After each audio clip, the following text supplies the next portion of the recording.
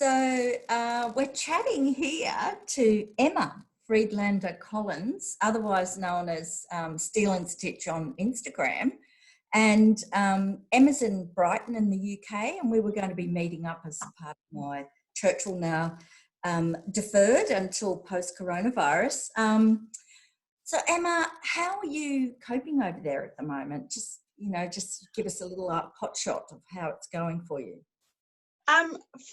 I feel I'm quite a lucky person in that we've got a house with a garden. Our garden is only 4 meters by 5 meters, but the weather turned the day everything went into lockdown and has been beautiful. So we're quite kind of lucky that we've got this little space, and we also live right on the outskirts near all this woodland, so we can just go into the woods every day, and it's been genuinely lovely experience being able to kind of mark time by the changing of what's happening outside. So different flowers have started, because we're in spring in the UK, so we've kind of been through this process watching bluebells flower and then azaleas and rhododendrons, and it's just actually, it's a bit of a gift, which I mean, I don't want to sort of make it where people are struggling, and I know it's been really hard. I know what you mean. Yeah, it's looking on the positive, isn't it, a little bit? Yeah, absolutely. You've got some children, haven't you? Oh God, yes I do. Tell us about them too. They're amazing. They're 12 and 9, and they have got such an incredible attitude to learning that they're being set their work, and the big one just does it on his own all day and is really focused, and the younger one I'm working with, and it's another gift to see them be those people, because I've never seen them be those people. They go off to school and do that stuff, so actually to kind of be with them while we work. I mean, I'm not saying it's not really freaking difficult, because it's I still lecture and stuff, so I'm trying to do a couple of hours lecture preparation, and then I'm working with the little one, and then I'm teaching, and then it's like this incredible, quite exhausting juggling act, but it's trying to kind of I really appreciate the opportunity that I've got to sort of be with them and do that stuff. And a friend of mine recently said kids craft is like pudding, you can eat and keep going, and it's never a problem. And so we've been doing a lot of kids craft, like making stuff out of cardboard and all that kind of stuff. So it's actually been quite a lot of fun. There are moments though where I'm like, I am going to kill you, and I have to go, like, I'm just going to go stand at the other end of the garden for 10 minutes. It's not all like roses, but you know.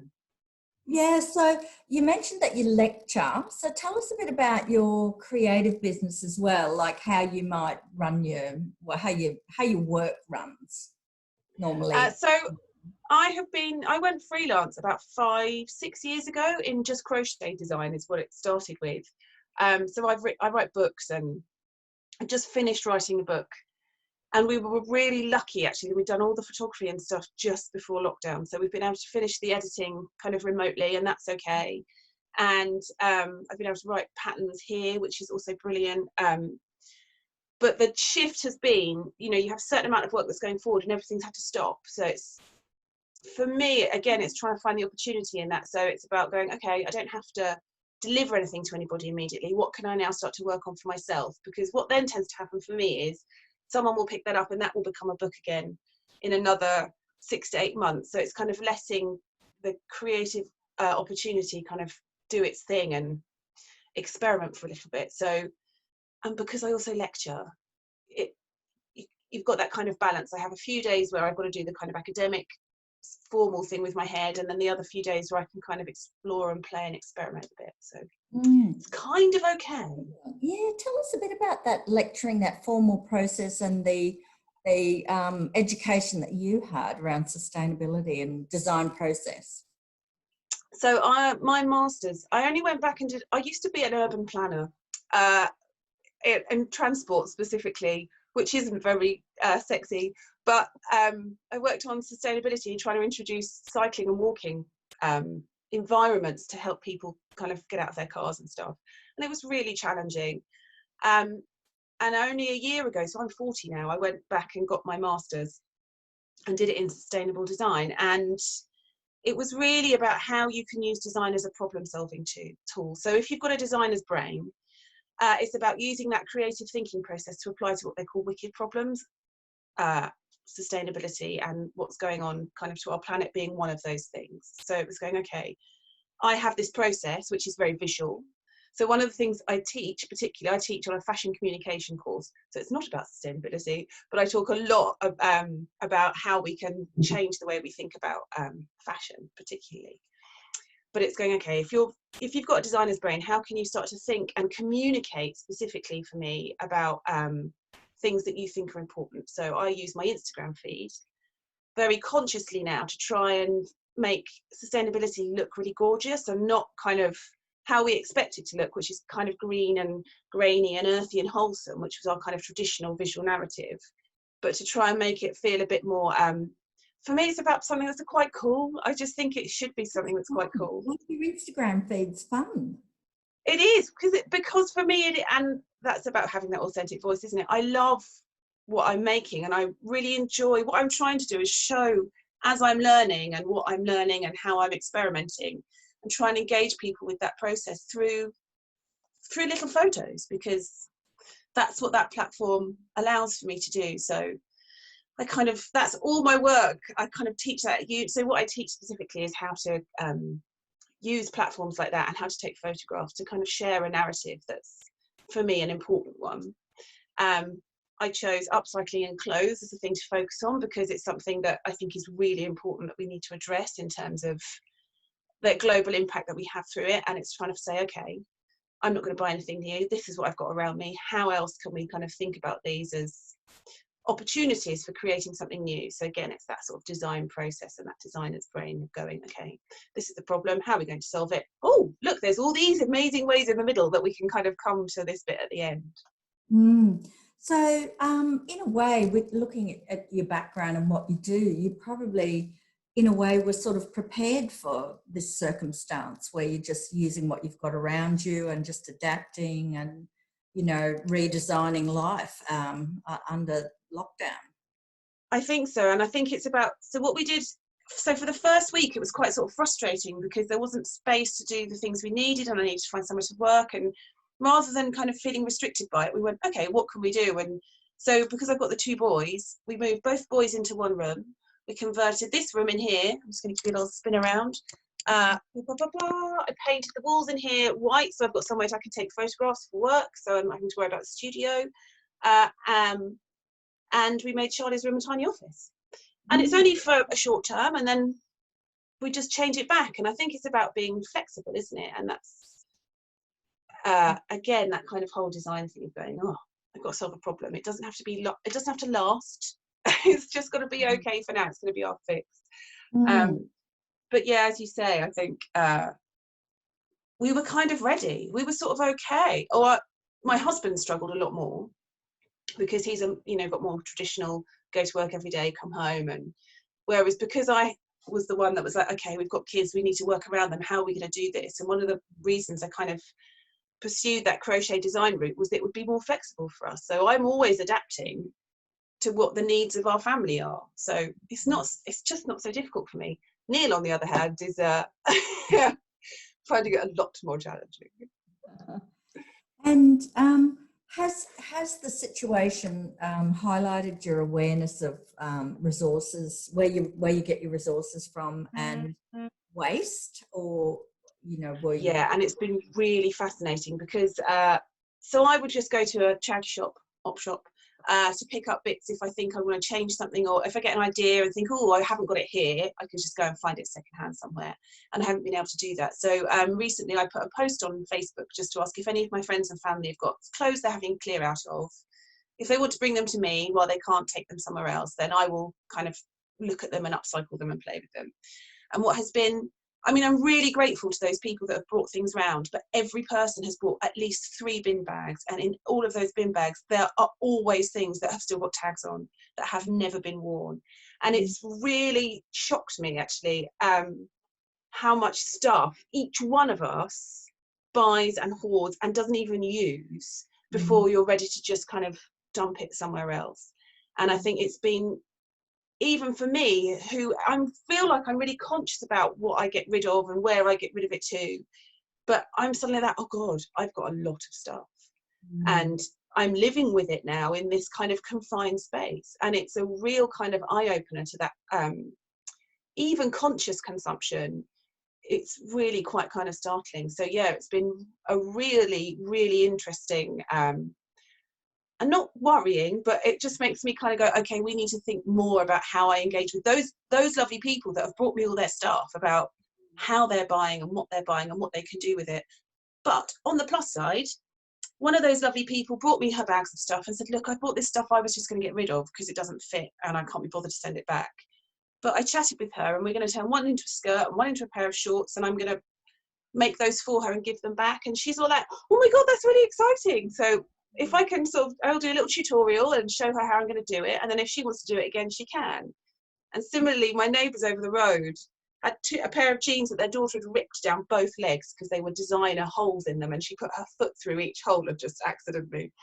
And they were going to chuck those as well. And I was like, no, give them to me. And I sashiko patched them up and gave them back, and she loves them. So we've got this, it's become this really kind of quite nourishing neighbourly thing that's happened through them as well. So it's you know, it's the same with time, isn't it? That's the thing. It's a bit like how coronavirus actually spreads, 1 to 3 people. You know, if you can do messaging around your neighbourhood about upcycling messages instead of a bad, you know, germ, it's actually a positive message, then maybe that's absolutely a great thing. So what about your daily routines and strategies, Emma? I know that you talk about going for walks in the bush and things like that.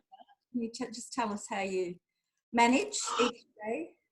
So do you know what? Each week I think, right, we're going to nail this, and I get us a routine together. The only thing that we are sticking with is everyone is up and dressed and starting school by 9. And I try and work before then, so I can work with the boys by 9. And then we all stop by about 11 so we can go for a walk, have some lunch and spend a couple of hours together. And then I tend to come back to work, and they all do a little bit more, but it tends to be a bit more kind of, they just run feral for a little bit, and that's absolutely fine. And then actually what we're finding is everybody needs a little bit of space, which is when screens happen. So everyone gets to go and sit on their various screens, which is something that was forbidden before.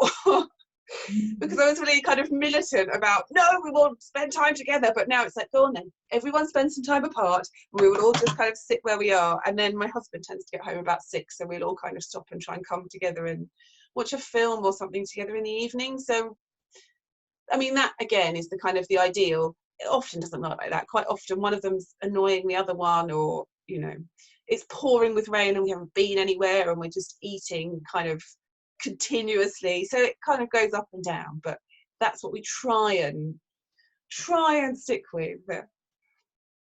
That sounds it sounds like a normal life with children, really. I know.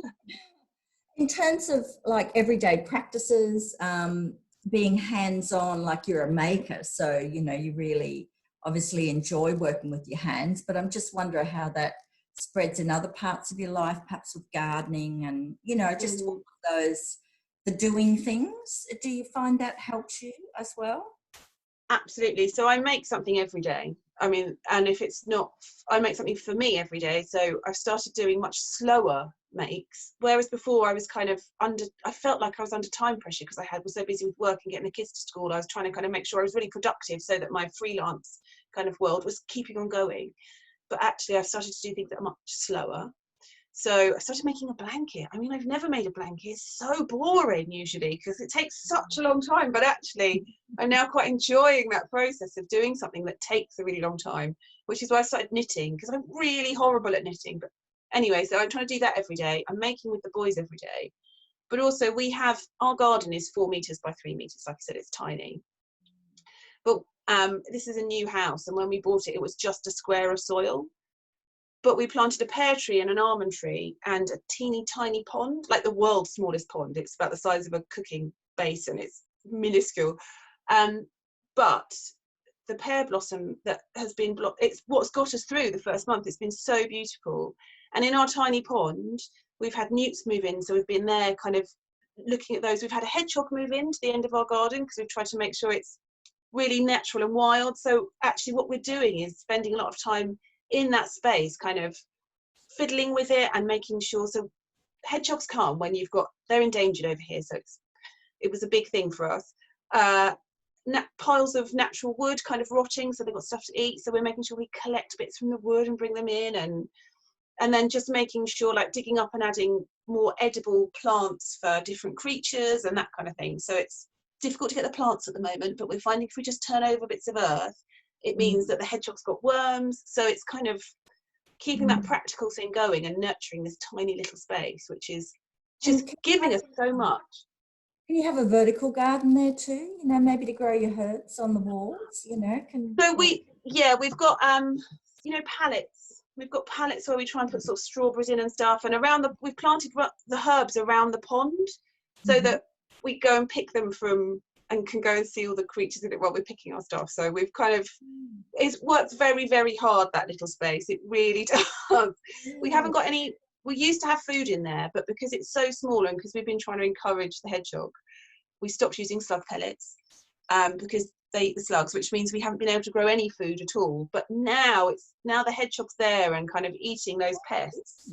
Yeah, great. To that point of being able to start growing stuff again. So we're just kind of, we've had to wait for it to tip into this kind of tiny ecosystem, and now we've kind of got there with it, which has taken 3 years. We can start kind of introducing plants, food plants again, hopefully, but they'll be just planted among all the other stuff. Yeah, it sounds lovely, Emma. And so what's your one piece of advice that you'd give in terms of, you know, helping people deal with what's ahead or what's on now? Survival advice, really, I guess. Personally. I think the biggest thing for me is, like, let yourself have a bad day. It's so fine to know that some days this is an amazing opportunity and some days it's really hard and you miss everyone. So it's kind of, I think, allowing for that, and also finding the opportunities in that slow pace. And so finding tiny things that can inspire and enrich what you do. So it's actually, if I started taking colour palettes from flowers, because it's just a tiny way of really becoming mindful about what's happening now. And actually I will show you because I've got a bunch here. I go out, when we go out on our walk, I find kind of found objects on the floor and I will just make tiny colour palettes with them so they can bring them all in. This is just wool on cardboard, like this with the flowers I found one day. And it's that kind of, okay, I need a tiny thing to just centre me and bring me back down here. So it's just taking smallest bit of sort of joy from a tiny little thing sometimes, I think. And binge watching Netflix, that's the the other way forward. And so what changes do you think are ahead, Emma, in terms of, you know, social, cultural, economic, you know, how's it going to be different on the other side of the pandemic? It's really interesting, isn't it? Because the optimist in me thinks we're all going to change our attitudes and we're going to stick with this lovely local thing that's happening. And I think local's a really important part of the sustainability conversation, and domestics a really important part of the sustainability conversation, because it's about, and I would love to see that carrying on, and I really hope it will, because I think it's been really transformative the way we've connected with each other all of a sudden, from having these very sort of disparate busy lives to these very kind of slow paced connected lives, and I would love for that to stay here. But I don't know. I think the thing is, you can be optimistic, and then in the UK we have had the most extraordinary string of political hideousness for the last couple of years, and you just think, how did that happen, like so the happy part of me thinks we are going to keep these beautiful things we're learning, and again allowing for the nature that's come back into the world after we've all stopped driving and flying and all that kind of stuff, and you just think, oh, we've found other ways of doing this. We can communicate this way by phone, and we don't need to go gallivanting, and all the fish can come back to Venice, and it's going to be amazing. But you just don't know, do you? So I hope we just remember the real positives that are coming out of this and hold on to them. That's lovely, Emma. A good note to end on, and hopefully we might meet in person when, you know, overseas travel does become possible again. And I guess I will be one of the people that hopefully are moving around in a planned way, you know, certainly not in a frivolous way. So hopefully we'll get to catch up then. And meanwhile, hey, just as you finish off, can you show us the project that you're working on? Yes, I can. Yes, I can. Front of a new front for an old T-shirt. That's right. So this is, and again, one of those donations that one of my lovely friends has just come and left on my doorstep. She bought me a bag and it contained a really plain sweater. Or it had a slogan on that I didn't want to wear. So what I did is I've cut the front off, as you can see. So there's a little bit of neckline that I've just left there. And I've made holes to crochet around the edges. And then into that crochet, I just started knitting. So I'm knitting a whole new front to an old jumper, which will, well, I mean, I flipping love it, so I know I'm going to keep wearing it for ages. But what really excited me about this one is when I've got bored of this front, I can put it back and make a different one.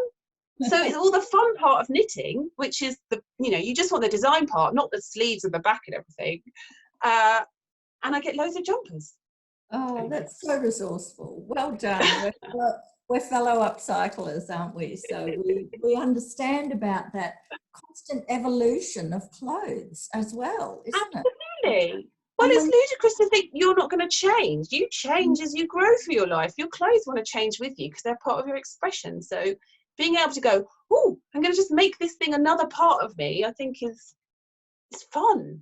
Yeah, great. All right. Well, we'll see you on Instagram. Thanks so much. All right, Jane. Thank you. Bye. Bye.